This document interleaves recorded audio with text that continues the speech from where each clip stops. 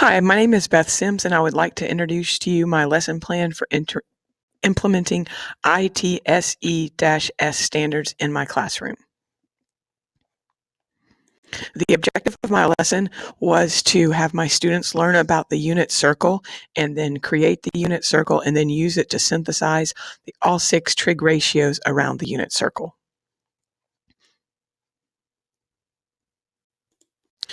The ITSE standard that I'd like to use the most is the one where they're using the technology to improve their knowledge. I'd like them to be able to set their goals, and I'd like them to be able to use these online sites for remediation and improvement. I did a variety of things for this. One of the first things I did was a Nearpod example because we had to slowly build up our vocabulary. So you can see here I have a quick little preview of our Nearpod where they learned about different things and the angles and the sides. This is the second Nearpod that I did with them. It was about the area of a sector and the length, and then how, again, we will apply it to the unit circle as we go through.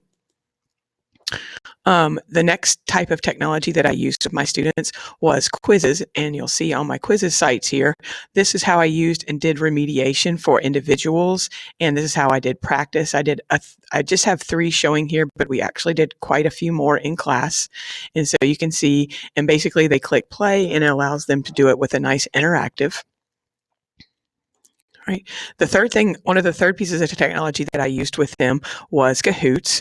And so with Kahoots, we did it as a collaboration. So the kids had to work in groups together to answer things. And you can see this is a quick little 5-question one. And again, it's just more online practice for them to help them become better at their technology.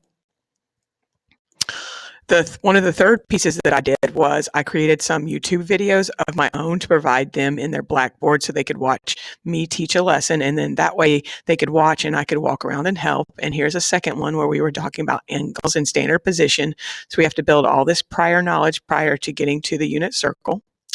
I also, once we learned the unit circle, I used this wonderful YouTube video to walk around my room and help students because it's hard for me to show them how to do it. So we got to watch another teacher do it, and I could walk around and assist them in learning how to use their hand to do the unit circle.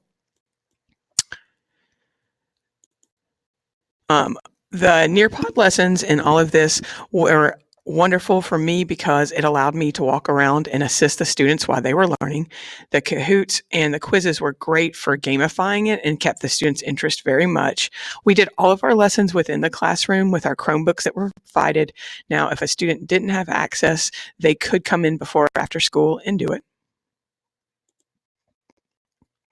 During the lesson, in terms of how did I assess it, I did 2 different assessments with them. I did a formative assessment, which was done on pencil and paper, and I did a summative assessment, which was done online. So it's very similar to the online practice that they had been practicing.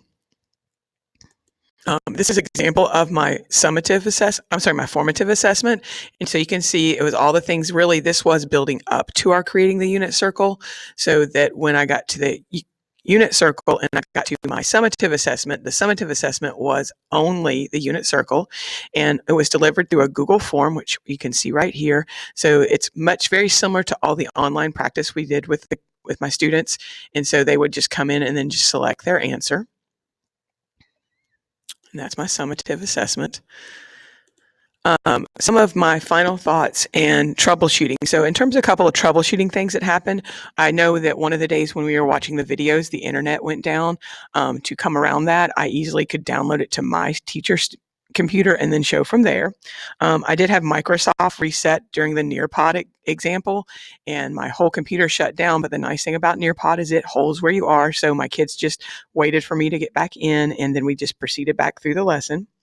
One of my final thoughts about this unit is this. I've taught this unit for many years, probably 10 to 15 years.